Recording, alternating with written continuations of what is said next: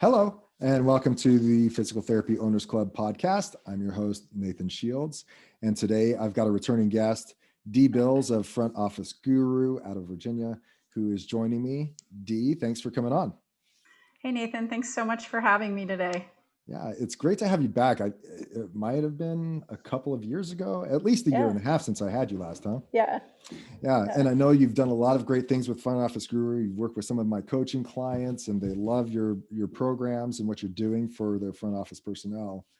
But I wanted to bring you back on to bring us up to speed on some of the things you've learned as you've been, of course, working with a lot of PT clients across the country, but also to focus specifically on training and the importance of training, because where I came from, and this is probably where you came from and started with the idea of Front Office Guru, is you simply hire somebody that comes at the best rate, the cheapest rate, especially for the front office, maybe tech personnel, PTAs, whatnot. Yeah. And you kind of let them shadow somebody for a couple hours and then send them on their way. Maybe they have something to follow or whatnot. But so I think we share that experience, and that you can share a little bit about what made you decide to do Front Office Guru, but what made you decide to really focus on, and why did you decide to focus on training on your team? Yeah, that's such a good question. That really is what led me to do Front Office Guru. But Yeah. Mike and I were sitting in a financial course. This is like a huge story for me. I had just started working with him in the practice, and I'm sitting in this financial course, and the gentleman's talking about find all the areas that you're bleeding money. And I was like, front office, front office, front office. And I just kept going. And then I was like, oh, clinical, oh, billing. And, what I noticed was that our staff really weren't trained to be cohesive. And so you have team members like front office staff that we hired from other places that had experience. And then you had clinical staff members that had anywhere from 6, 12, 13 years of experience. And so it's kind of like, well, I hired you.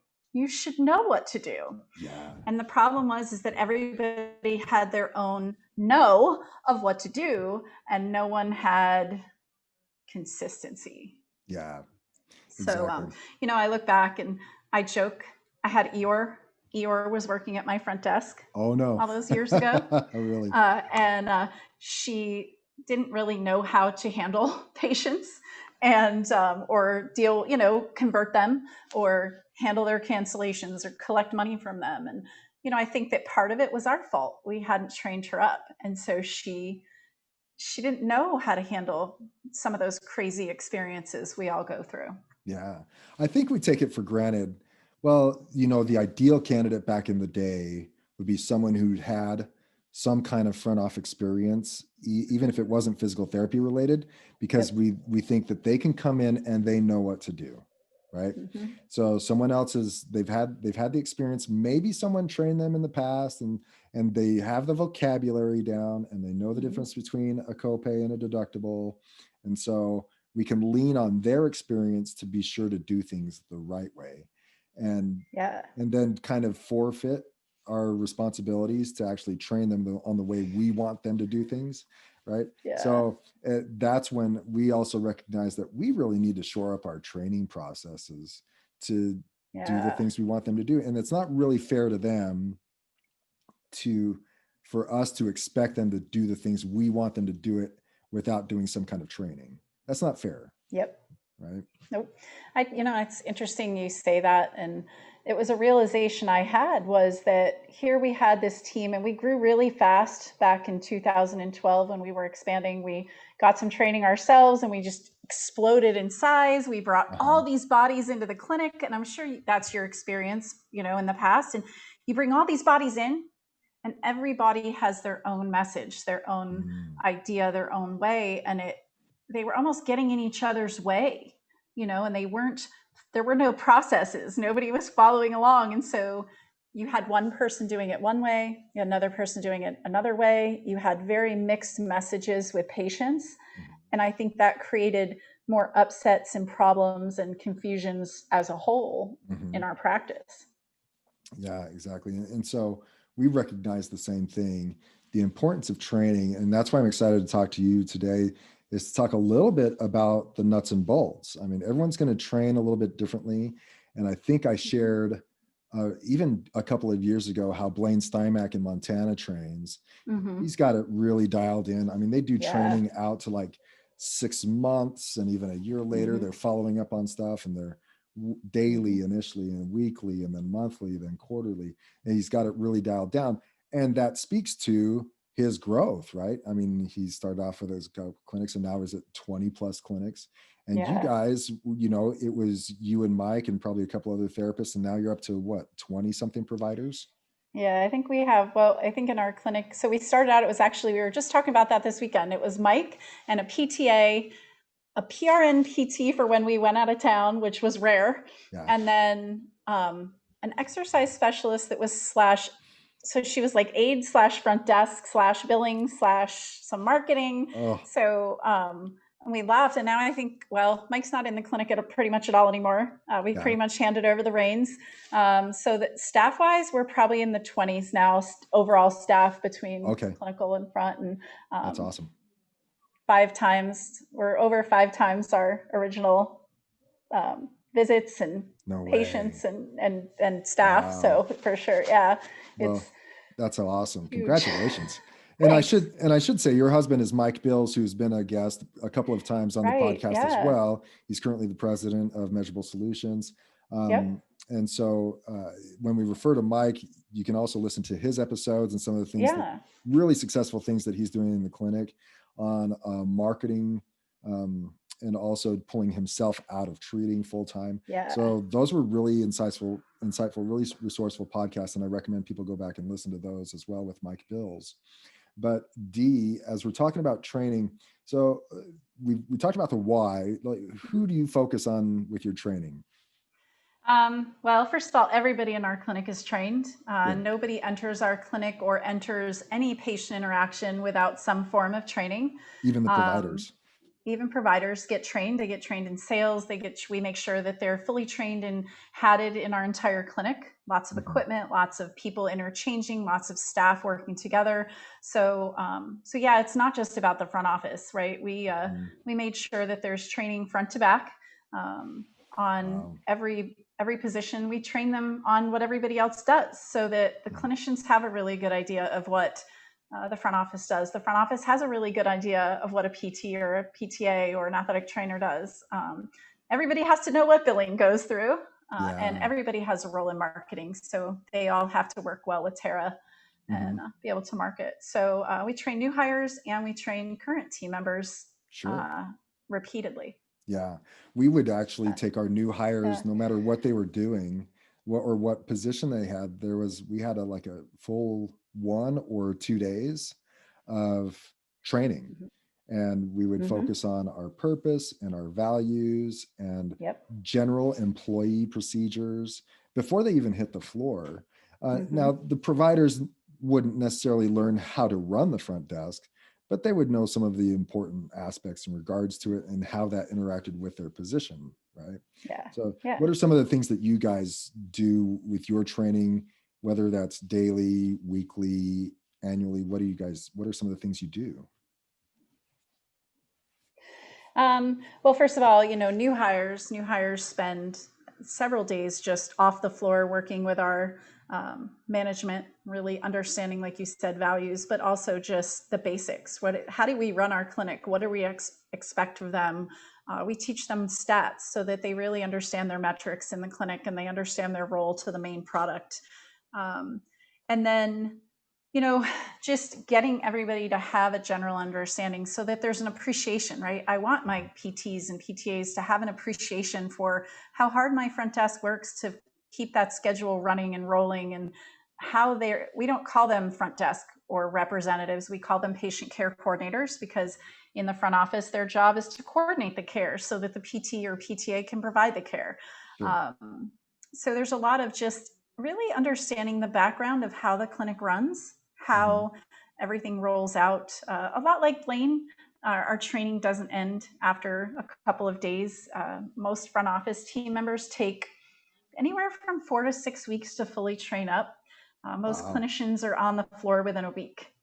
When we are Wow. ramping up their schedule, we're working with them on time management, schedule management, patient management. Um, for some, it's working cohesively with team members because that's real to you and I as PTs. There were times in our careers that we worked solo, and then there Hmm. were times that we had to manage our time and our patients between a PTA or an athletic trainer or some other team member. So Got it. it really is comprehensive. Um, I don't need to tell a PT how to treat, but I want to make sure a PT is giving the same message as, say, another PT, so that we Sure. don't confuse our patients or end up with two different ideals that don't Mhm. mesh with the clinic. I got you. And so, how do you track all that stuff? I mean, you've got these new hires coming in, you've got the providers, and some of people are, through their first few days of training. How do you keep track of everything?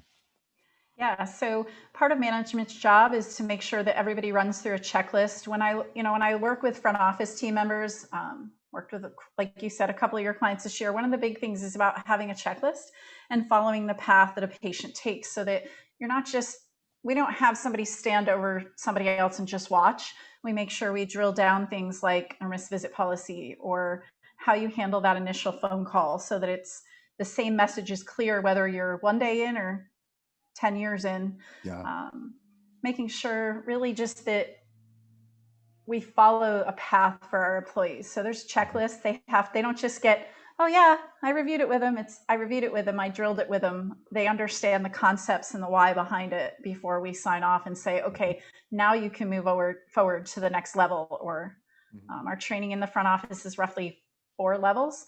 So we don't just put you in on everything. Initially, you come in and you come on board, you're trained in the new patient, and you don't do anything other than new patients for the first so many weeks. And once you move up, now you can move to level 2. Now you can handle schedules and scheduling out plan of cares and managing Mhm. more visits and cancellations. And then I got we you. move you up to benefits and then billing and then et cetera. Okay. So it's really we treat it more like, making sure they have experience versus assuming that they have experience. Well, I love that you have a graded approach to it, because I Yeah. think most clinics, and me included, would focus on just trying to teach you as much as possible on that Yeah. first day so that you can be off and running on the second day. And so, Yeah. so I Mm-hmm. love that you focus on drilling down. And I think it's also cool that you're using a checklist to make sure someone's doing it competently, Mm-hmm. because I have plenty of owners that I know, clients and whatnot, that they have trained their team members on, this is how we say things, this is how we do Mm-hmm. it. But 2-3 months down the line, if they did like a secret shopper exercise, Mm-hmm. they might call in, and the wording and everything that was trained on and they passed Yeah. off on isn't coming across like it was when they were initially trained and how it's supposed to be done. So it's important on Yeah. that checklist to make sure not only that they're getting trained on it, but they're replicating exactly what needs to be said in the tone that it should be in. Yeah, absolutely. And that's a big thing in practices. Even ones that I've worked with, owners will come back to me months later and they'll be like, okay, so I'm having this problem and I can't figure out why, right? But I can take, you know, my course and I can run back through it and I start asking questions, pulling strings, finding the why. Uh-huh. And I start pulling strings and the owner's sitting there and they're like, oh my gosh, like I'll say, well, what do you say when it's this? And they'll go off on some tangent. And I'm like, what do you say? And they give me something. And I'm like, ooh. And the owner goes, oh, that's not what you taught them. And we kind That's of right. laugh about it, all of us together. And they go, okay, so it's kind of like a diet, right? Or an exercise program. You get started, you've got this great plan, you're working with the trainer, you're doing all this stuff, right? And then about, I don't know, something falls out, one little Yeah. thing. And Yeah. maybe you stop running 5 miles and now you're running down 2 because you're really busy. Yeah. Well, then 3 months later, you're like, I'm not where I thought I was going to be, or Mhm. yeah, I'm not losing any weight or in shape. And it's really just about something fell out and finding that something. So, my team is trained exactly on the same process as I do with private practices. And part of the whole goal of this is that not only do owners and managers learn with their team, but they learn, okay, so this is what I'm looking for. And really everything comes back to your metrics or your stats, right? If I'm Yeah. tracking stats, The stats tell me what's out. And I know I can tell you that if arrival rate is low, your missed visit policy and how we explain it and the policy itself is not in place. If Mm-hmm. we're not converting as many leads as we're supposed to, they're not following the processes. And so it's really easy then, if you track the metrics, to take somebody back and go, that's where that problem is, versus Yeah. trying to guess and assume that it's because we're not doing this or this is not Mm-hmm. happening. Yeah, I love that you brought that up, and you brought it in coordination with statistics, because I had that exact conversation with a client this morning. He'd spent the last week or two with his front desk just telling them, okay, what processes are we simply tolerating that aren't Mm-hmm. optimal, that we're doing just because that's how we've always done them? Yep. And how can we change them? And he started the conversation with his front desk there. And so they spent the week going through their procedures and protocols and how we say things. And he said he had like 10 years backlog of overhearing conversations while he's treating patients, and how the Mm-hmm. front desk didn't handle them correctly Yep. from like years ago. And now he's finally gotten the time to Yep. address them. Right. And so they're having all these conversations. But this week we talked a little bit, we talked about his numbers because they were going down. Mm-hmm. And the realization came to us as we were talking that he was the only one that knew the statistics, number one, and it was felt responsible for them. The rest of the Yeah. team didn't know them as well as he did. And so that's where the statistics come into play, and kind of brings everything full circle, because if the statistics are going down, that tells us, well, let's go back to policy, and did Mm-hmm. we follow it, and Yep. is something out? If we did follow policy and we got those poor numbers, that means our policies are inefficient and poor. We need to change something. So Mm-hmm. either the numbers are going up and we strengthen our policies and keep doing those, or if the numbers are going down, we revisit the policies to see what's fallen out Mm-hmm. or what needs to be changed. And it's rather Exactly. simple. And so that's how the policies and the statistics are so well married, and it brings everything full circle, because it gets really simple at that point. If you really want to break it Yeah. down, you look at the numbers, and that tells you exactly where to look. Yeah. Did we Exactly. follow And that's, policy or not? yeah, and that brings a good point to it. So you asked earlier, what do we train our staff on? You know, if your staff aren't trained on their own metrics or their own statistics, and they don't know what ties into what, as an owner or a manager, you spend all of your time being the one that's the problem solver, and you really shouldn't be. You know, Mhm. it's a big thing. That was one of our most successful actions, and I think Mike would totally back me up on that in our clinic, was every single team member has statistics or metrics that they track, and they are responsible. And part of their training is not just, hey, here's your metric or your statistic, but it's, hey, here's what affects that, right? So Yes. if you look at like physical therapists, the big one that physical therapists think that they're supposed to track is just their number of visits per week. Well, Sure. that's great. But as a PT, I also should know my visits kept per week or my percent prescribed, right? And if Yeah. I, because that tells me, yeah, I'm doing a really good job selling those patients on why they need to be here 3 times a week versus just showing up one time, right? And then the other one is reactivations. If Yeah. I'm not looking at reactivations or even successful completions, I'm not, as a PT, am I really hitting the mark of what I'm supposed to be there? Right. And the same Yeah. with the front desk. Mm-hmm. You know, if they don't know their own metrics and statistics and know what affects them, then you're constantly having to stop what you're doing and go in and go, okay, Nathan, so this needs to be improved. You need to fix this. And that's just a waste of time as a Yeah. manager, as an owner.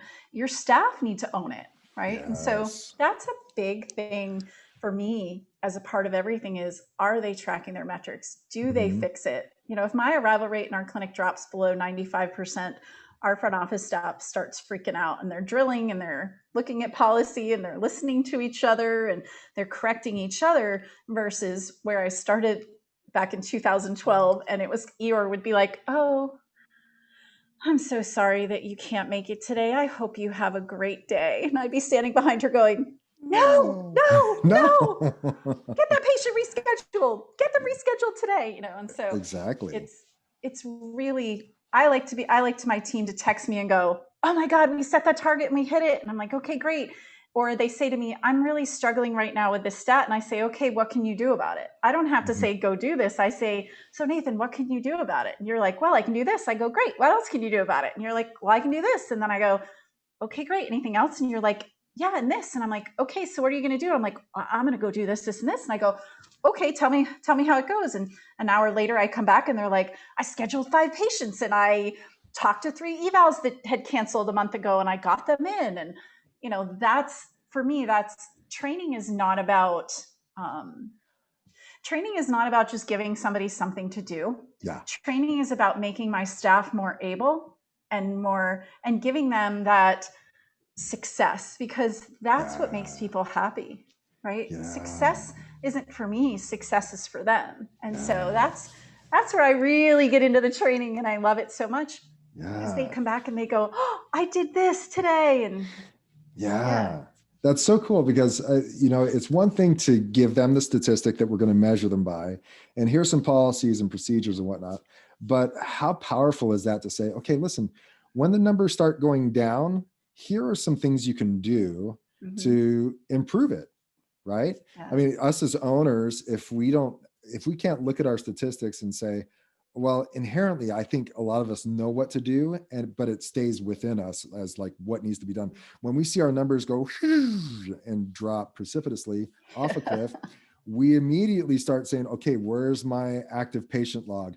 Who dropped Mm-hmm. off that shouldn't have dropped off? What were my new patient numbers? And we start running down all the possibilities and all the things that we need to look Yeah. into. Well, how powerful would that be if the team members followed their own statistics, and once they saw those Yeah. numbers go down, they had a little framework that you already Mm-hmm. figured out. It's part of the policy and procedures, and that could be a policy unto itself. When the crap hits the Yep. fan, this is what we do. You Yep. pull that policy out and you start following it item by item, and then they don't have to come back to you when the numbers are falling. Or if you say, hey, the numbers really tanked, they can say, well, yeah, this is what I'm doing about it. And you say, good, Yeah. all right, let me know how it goes. There's so much power in that.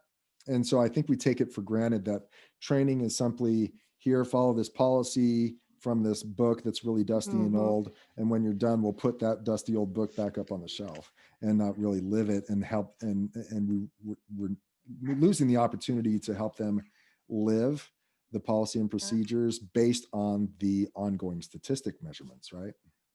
Yeah.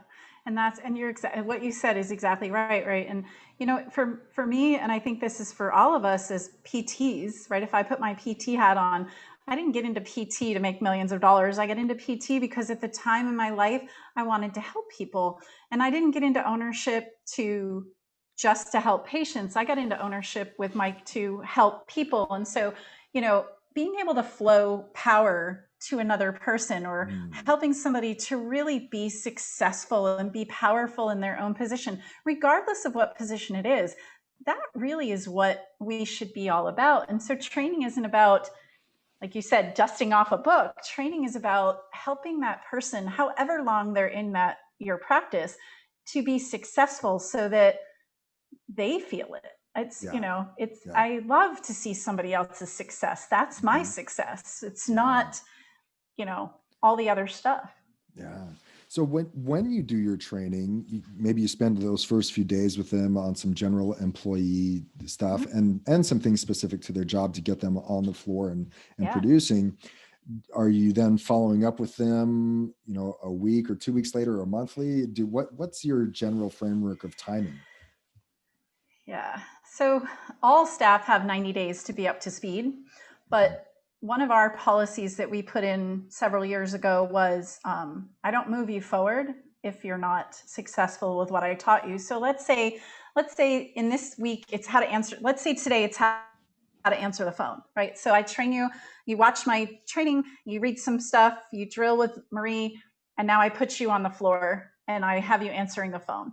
If Marie's behind you and she's listening to you and you are not using the scripting, or you're not skilled at doing what she just spent all this time teaching you, we don't move you forward to answering the phone and scheduling an appointment, because all those things, everything you do with your staff builds on one or the other. And so Mhm. a big part of our what we've learned, especially after I stepped out of the practice 4 years ago and handed the reins over to others, is um, you if you move somebody on without ensuring that they're successful, all you're doing is breeding more lack of success or Yeah. unsuccess, if you want to call it that. Yeah. Um, and so, in order to, first of all, in order for them to win and want to stay, they have to have a successive agreements or excessive wins on their post. Mm-hmm. But also, if you rush them too far too fast, which all of us have been guilty of doing, staff, you never really see that they are capable of something before you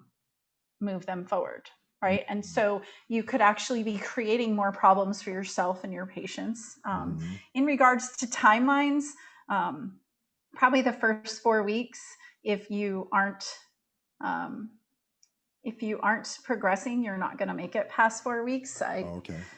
You work with Ben Larson, Yeah. you've known him for years, right? He's Uh-huh. such a great guy. I love him, and I love when he does talks at conferences and things. And one of the things he always says, and Jeff McManamy says this as well, is you hire slowly and you fire fast. Uh-huh. But I believe that there's a missing component in that, right? You hire slowly, you train like crazy. If they Oh, don't learn, you fire fast, right? So there yeah. is a component in there of it's really easy to just fire somebody because they don't know what they're doing.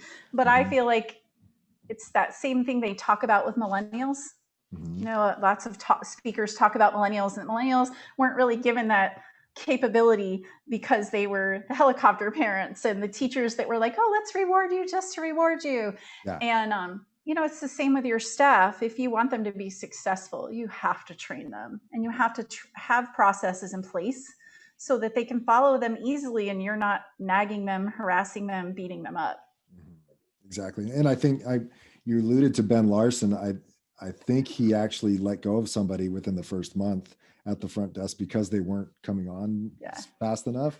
So I was really proud of him. yeah, He's made some gains in that regard, because he would have kept them sure on, has. second guessing himself, and oh, maybe they'll do well, and out of Yeah, fear that they yeah. might leave. Now he's like, Mm-hmm. this person's not cutting it. We're gotta let him go. I Yeah, was like, good job, Ben. Finally. that's right. That's good. Cut the cord. That's Yeah, right. Yeah. So how do you, training takes time, right? sure. And it's not altogether productive time, in that you don't get dollars in exchange for training. Sure. How do you make time for that? And how do you set aside an appropriate amount of time? How do you judge Yeah. that? Yeah. That's a really good one. So, you know, it's funny. So my husband, Mike, always says, he actually was just talking about this weekend, and we were kind of laughing about it. And he says, look, let's say you have two PTs and you pay them roughly $50 an hour each to be in your clinic. I like easy numbers, right? Sure. So if I took two PTs off the floor and I trained them for, say, an hour, and I drilled home a sales process with them for an hour, selling that plan of care, in theory, in my mind, I'm focused on losing $100. Oh Yeah. my gosh, I lost that $100. Or maybe I lost more than that because that visit per PT is $100, right? So now I've Sure. lost what I paid them plus what I could have been producing. Yep. Okay, now I'm doing the math. Oh, I might be at like $300. But the reality is, if you think of the average plan of care, right, and you train your PTs on sales, and you can sell a 14 visit or a 12 visit plan of care at $100 per visit, yeah, I might have lost $300 for that hour, but times two PTs, I gained what, $2,500 when I take out the $300 I might have had to pay and lost Yeah. at that one time. And so you have to look at it, the cost benefit of analysis in this. And it's Mhm. really, for every hour you spend training both front office and clinical staff, you are reaping the gains, because if your front office staff can convert just one new patient, there's $1,200 for whatever you pay them per hour that you pulled them off the Yeah. floor, right? Yeah. And your PTs are the same way. And so for me, it's about the long-term value. Play the Mhm. long game in your practice. Our staff actually train every week in staff meetings, Mhm. and they do a daily drill in huddle. So let's say we had more than our accepted cancellations yesterday. Sure. They will drill certain scripts so that today that doesn't happen, or Mhm. they'll talk about a certain process. Hey, I noticed walking into today that there were 7 empty spots on the schedule. What should we be doing to fill those? And again, it's the training isn't what you should do. The training is asking you what you should do, so that Oh, it's peer to peer, or if it's just one person in the front office or one clinical person, them being able to think it through is the training. So once you've trained them, now it's asking questions that give them that ability to be successful without you having to tell them what to do, because telling somebody what to do doesn't get results the same way. yeah. And you do something daily in that regard, as far as a little Yeah. bit of training. I mean, Mm-hmm. Mike blew my mind back when I did the podcast, because they do weekly trainings on how to Mm-hmm. get referrals from patients Mm-hmm. and Yep. whatnot. And I thought, geez, and your numbers bear it out. I think your physician referral rate is somewhere around 12% of all your new Mm-hmm. patients, or something Yeah, crazy it's I really, never heard of before. And so you guys do a ton of great work, but it all comes back to the role playing and the training that yeah. you do on a regular Mm-hmm. basis. Because, and I harp on that statistic all the time, the percentage of the average outpatient clinic has what, 15% of their patients go through their full plan of care, Mm-hmm. leading to hundreds of thousands of dollars of lost revenue. Yeah.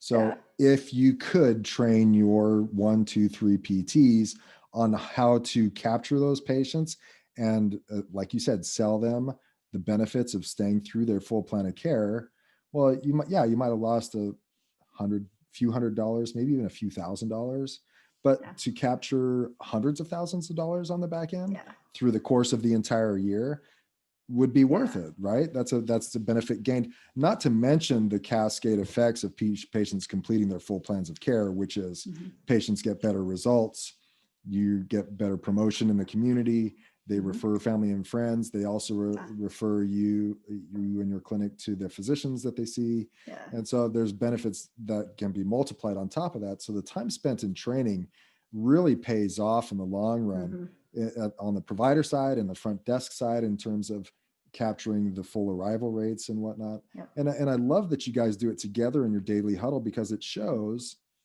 that it's not just the front desk's responsibility for a good arrival rate, right? Yeah. It's Mm-hmm. the entire team should be focused on arrival rates, coming through their full Mm-hmm. plans of care, getting new patients to Yeah. buy into the full plan of care.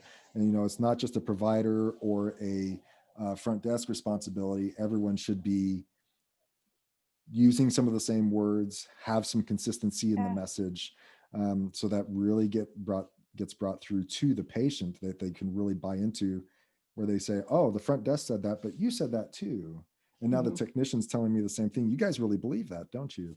Yeah. And that really helps with that consistency in the message, and shows up in the numbers, right? Mm-hmm. Yeah, I mean, it's interesting that you say that, and that's a big part of all of my programs with the front office is consistency of message. The Mm, biggest problem that we suffer with patients are the problems that we create ourselves. And I'm working with a patient, you're working with a patient. I handle a cancellation one way, you handle a cancellation another way, mm, and guess who's going to hold that against both of us? That patient.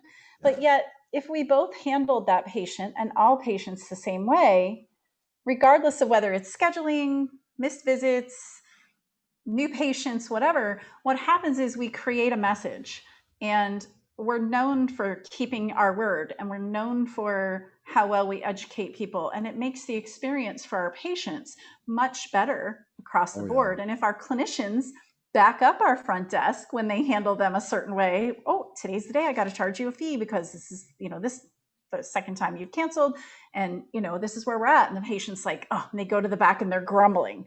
And one of two things can happen. Your PT can go, oh, honey, I'll go up front and see if they'll waive that fee for you, which does happen in clinics. Do All the not time. mind. I have Hmm. heard that. Yep. Or the PT goes, look, here's the thing. It's really important to me that I have patients to treat. And if you're not going to make it, I need you to give up that spot a day, 2 days in advance, whatever the clinic's policy is, so that I have enough time, they have enough time to get me somebody else that I can work with, because that's why I'm here, right? Yeah. So it's one or the other. And one message really drives home how much we care, and the other message drives home confusion, and Hmm. now we suffer. So Hmm. yeah.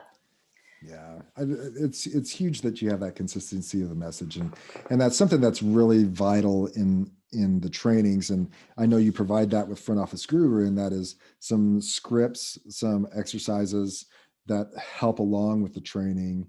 Yeah. And so that really helps when you can really codify everything and really get it out of the owner's head and onto the sheet, Mhm. and then role play it and use it and try it, because a lot of these conversations we take for granted that people will just be able to handle them because they're adults, Mhm. which is wrong, of course, and it usually gets handled wrongly. And so it's important then to like say, okay, this is how we do things. Now let's role play it. I mean, see it, make sure it feels comfortable for you, get the words down, get it right. And Yeah. I used to hate role playing, but now I love it because it makes me make mistakes Yeah.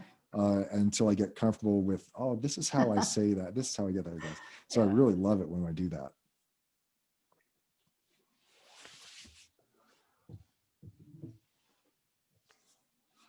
Yeah.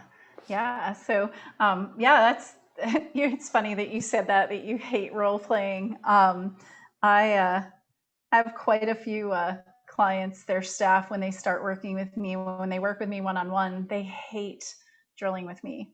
And I always say, if you can drill with me and you can do it really well with me and go through the flubs and the muffs and the mess ups and all of that, when you deal with a patient, first of all, a patient has no idea what you're supposed to say. So if you mess up, just fix it and keep going.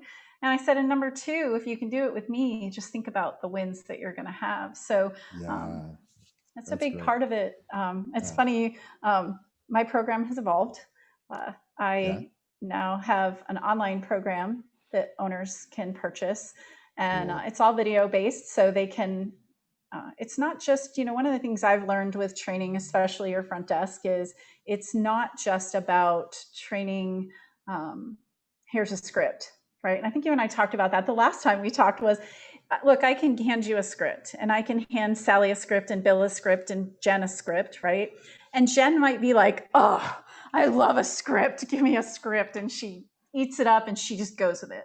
But the other three employees, they need to know the why, right? And so a big part of what I do, it's not just about providing a script, it's helping them to understand the why with what they're Mm, doing. Because most front office team members, look, they fell into this job. They didn't go, hey, I want to go be a patient care coordinator, right? Unless you've sold it really well in Facebook and the internet and really shown people how you can train them up, most of them fell into that job.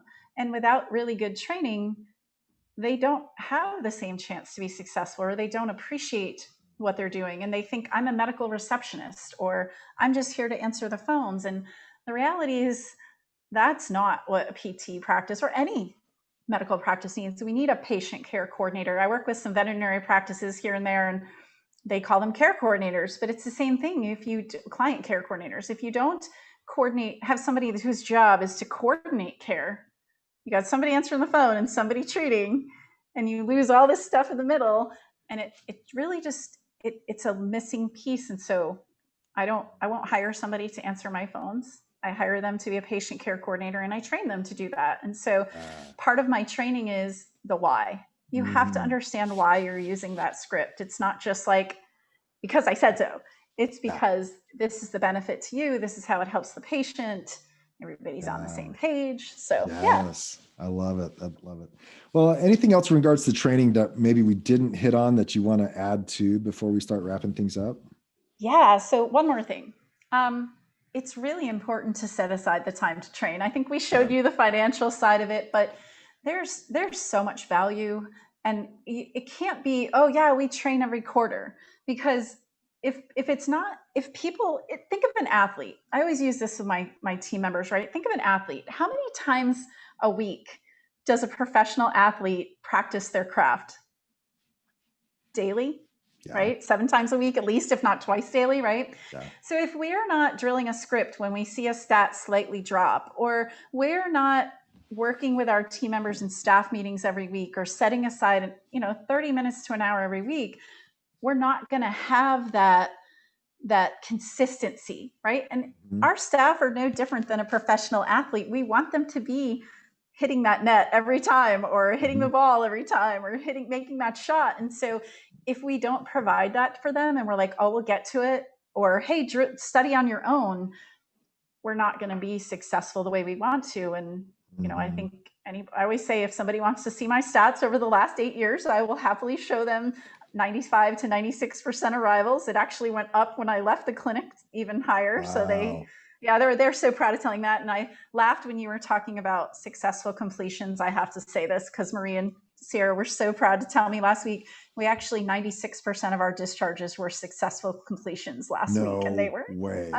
Yeah, that was the highest ever for them. And they were like, whoa, yeah, that is huge. I know. My gosh. Yeah. That's great. And so again, it really, everything you do every single day or week reflects in your stats. And if you want to be a really high stat clinic, remember, the better your stats, the better the profits. There's that correlation is like 1-to-1 perfect. So it just remembers, training is key. Training for everybody over and over. My front office team does my training at least twice a year. They start it, they go all the way through. They start it again.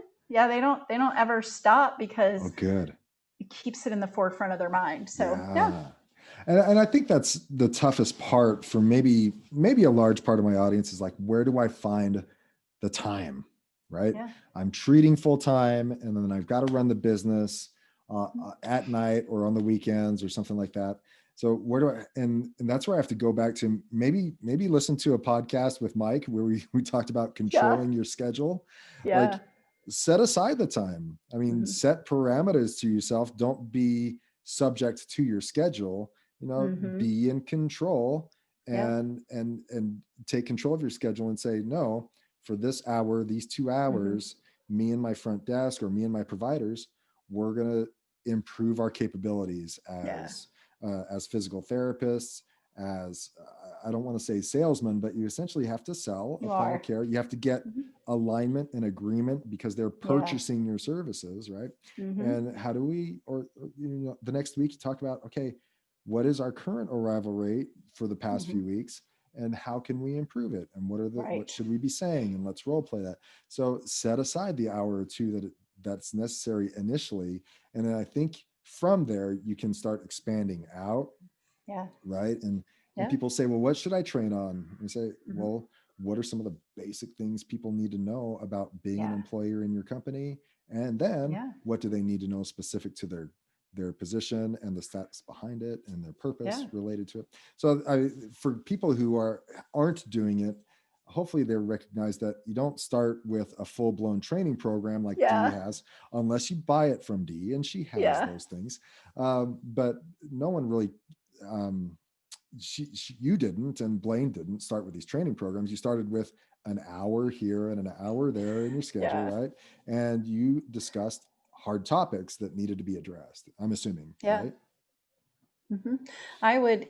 I would pull, actually, when I first started in the clinic and I was taking over the admin side of things, I would purposefully work behind my front desk doing something useless, but doing something, and I would listen.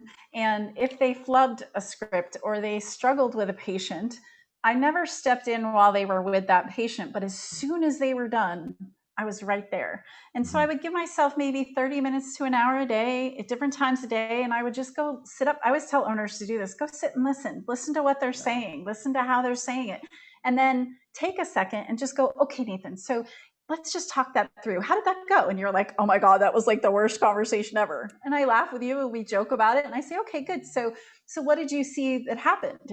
And then they give you some data, and now they're more open to you correcting them than if I come right up front and I go, Nathan, that didn't go so well, right? So you've got to ask questions and let the employee say, oh, this didn't go so well. Okay, let's talk about that. What didn't go well? And then you guide them back again. But the other thing too is, and this is important, I think, for everybody, right? I'm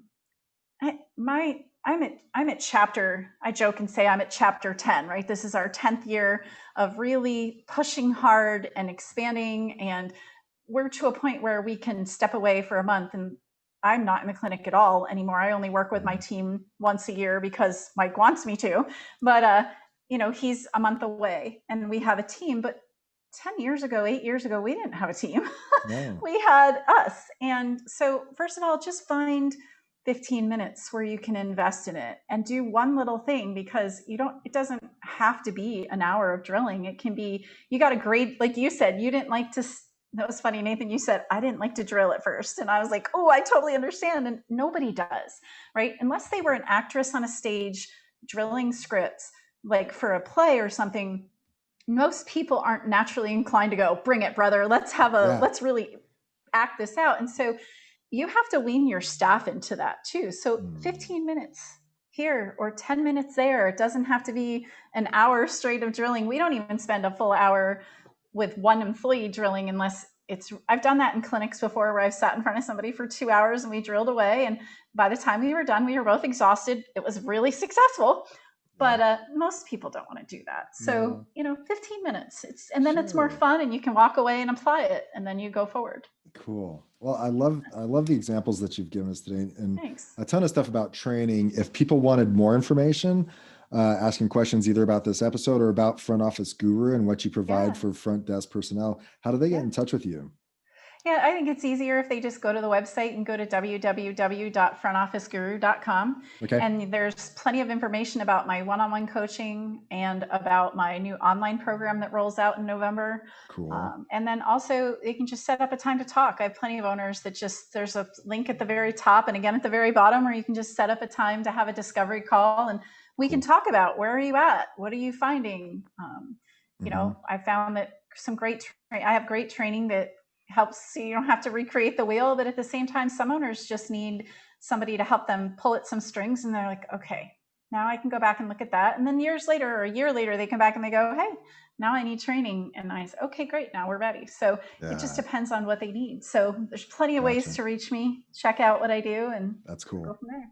Well, that's great. Like I said, I've had clients that have used your stuff in the past and they've been really, really happy with it and feel much more confident about what they can provide their front desk that they couldn't provide prior to using your programs. And so thanks for sharing it with them, but thanks also for being on today. I really appreciate it. Thank you. I really appreciated it, Nathan. I'm excited. I'm glad we did this again.